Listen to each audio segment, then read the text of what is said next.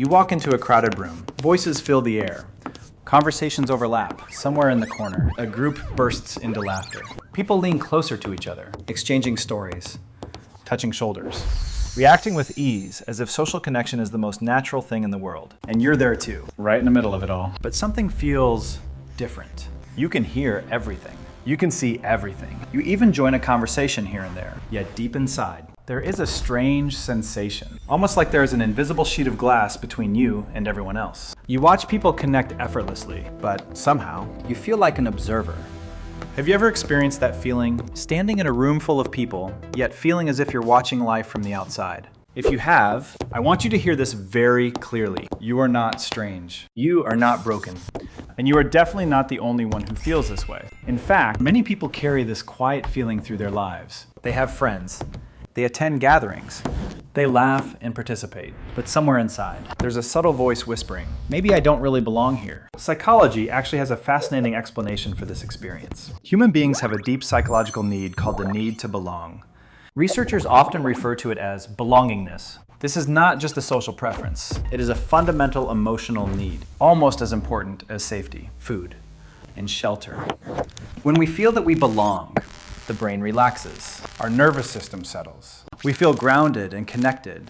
But when that sense of belonging is missing, the brain begins to send warning signals. And sometimes those signals appear in the form of a familiar thought. Maybe I'm different from everyone else. What's interesting is that this feeling rarely begins in adulthood, more often than not. Its roots go much deeper, sometimes all the way back to childhood. There is a concept in psychology called childhood emotional neglect. And despite the heavy name, it often happens in ways that are incredibly subtle. It doesn't necessarily mean a child was abused. Many people who experienced emotional neglect grew up in families that provided food, education, and basic care. But something quieter was missing. Their emotions were not consistently seen, acknowledged, or responded to. Imagine a child feeling sad, but no one asking why. A child feeling scared, but being told, don't be so dramatic. Or a child trying to express their feelings, only to receive silence in return. Over time, experiences like these send a quiet but powerful message. A message that says, your feelings are not that important. And when a child internalizes that message, they develop a survival strategy. They begin to push their emotions down. They learn to observe instead of express. They learn to adapt quietly so they won't burden the people around them. This strategy can be incredibly effective for surviving childhood environments. But in adulthood, it often creates an invisible barrier between a person and the emotional world around them. Because real connection between human beings almost always begins with emotions. When we suppress our emotions for too long, we also lose easy access to the emotional energy that connects us with others. And that is when the outsider feeling can begin to appear. But there's another piece of the puzzle, and it has to do with how the brain is wired to protect us. Inside your brain, there's a small structure called the amygdala. The amygdala functions like an early warning system. Its job is to detect danger.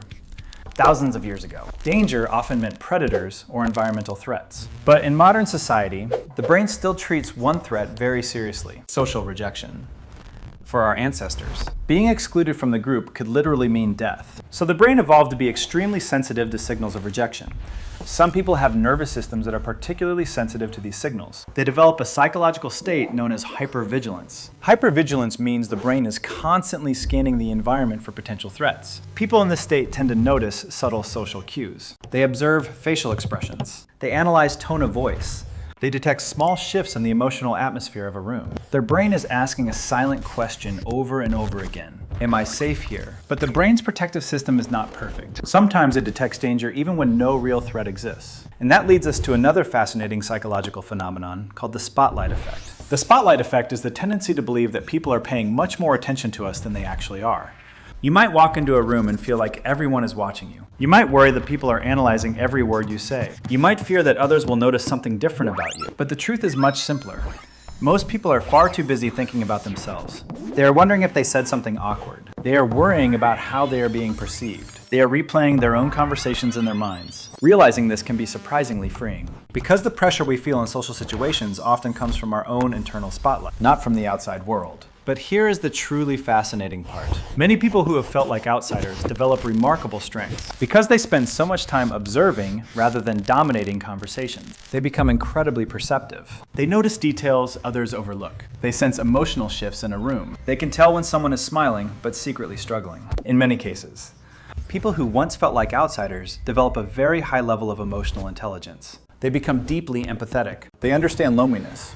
They recognize subtle emotional signals. And because of this, they often build the deepest and most meaningful connections. So the very thing that once made you feel different may also be the source of your depth, your awareness, your compassion, your ability to understand people on a level many others cannot. But this does not mean you're destined to feel like an outsider forever. The good news is that this feeling can change. The first step is simply noticing when the feeling appears. The next time you walk into a room and that familiar thought arises, I don't belong here. Pause for a moment. Ask yourself a simple question. Is this reality? Or is this just a story my brain learned long ago? The second step is to gently challenge the impulse to withdraw. The outsider feeling often tells you to stay quiet. It whispers. Don't say anything. Don't draw attention. Maybe you should just leave. But sometimes the smallest actions can begin to shift the experience. A simple question. A shared thought, a small moment of genuine curiosity. Real connection rarely begins with perfect conversations. It often begins with tiny moments of openness. Another powerful step is learning to reconnect with your own emotions. If childhood taught you that emotions were inconvenient or unimportant, allowing yourself to feel again can be unfamiliar. But emotions are not weaknesses. They are signals. They are the language of human connection. When you begin to respect your own feelings, you gradually reopen the door to authentic relationships. Because meaningful connection doesn't happen at the surface level. It happens through emotional presence. So if you've ever felt like an outsider, remember this. That feeling does not define who you are. It is simply a story your brain learned in order to protect you. And stories can be rewritten. Maybe you are not an outsider after all. Maybe you are simply someone who feels the world more deeply. Someone who observes more carefully. Someone who senses things others often miss. And when you finally find the people who understand that depth, you may realize something surprising. You were never truly outside. You were simply searching for the room where you truly belong.